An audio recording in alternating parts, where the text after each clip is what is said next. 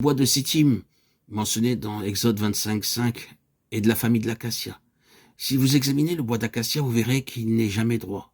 Nulle part vous ne trouverez une branche droite. C'est un travail très difficile que de faire une planche droite dans du bois de Sittim. Cependant, toutes les planches du tabernacle étaient droites. Ce qui était courbé fut rendu droit. Comment cela s'est-il produit? Le bois de Sittim utilisé dans le tabernacle était de l'acacia noir qui pousse uniquement dans les contrées désertiques d'Arabie. Ce bois de Sittim est dur, résistant, lisse, sans nœuds, et très beau. Il est si dur et si solide qu'il en est presque incorruptible et si grand que des planches de 12 coudées de longueur peuvent en être débitées. Quelle merveilleuse image de notre Seigneur Jésus-Christ! Il n'y avait rien de court, ni déviation, ni corruption en lui. Cependant, il poussa comme une racine dans un terrain desséché. Ésaïe 53:2. Nous sommes tous, par nature, tordus. Nous pouvons paraître extérieurement bons et justes, mais intérieurement, nous sommes tortueux. Et notre Seigneur devint comme un bois de Sittim pour nous rendre droits. N'est-ce pas merveilleux? Mon Seigneur a porté chaque épreuve pour mes péchés. Il sait ce que signifie être tenté. C'est pourquoi il est capable de me secourir lorsque je suis tenté. Lorsque vous êtes tenté, souvenez-vous que le Seigneur Jésus-Christ a traversé la tentation et qu'il est capable de vous secourir. C'est pourquoi il devint comme le bois de Sittim, afin de pouvoir souffrir avec l'homme le plus pauvre et le plus humble.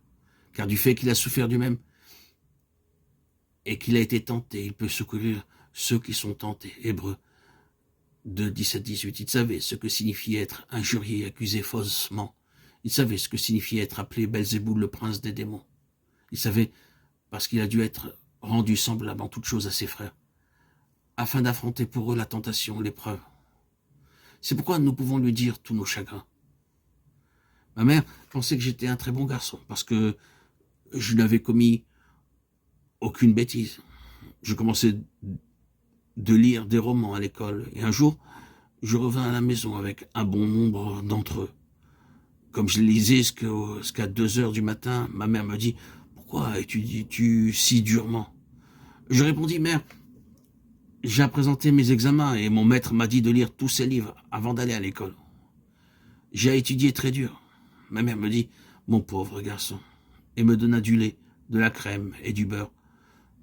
Je lisais des lectures dégoûtantes et ma mère pensait que j'étudiais. Je me sentis honteux. Bien que vous puissiez être une fille ou un garçon intelligent, Dieu sait que vous êtes tordu. Nous avons tous quelques perversités en nous.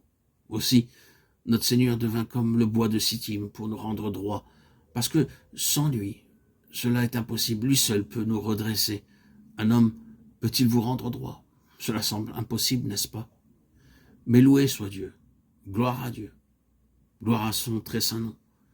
Ce qui est tordu sera rendu droit. Ésaïe 44.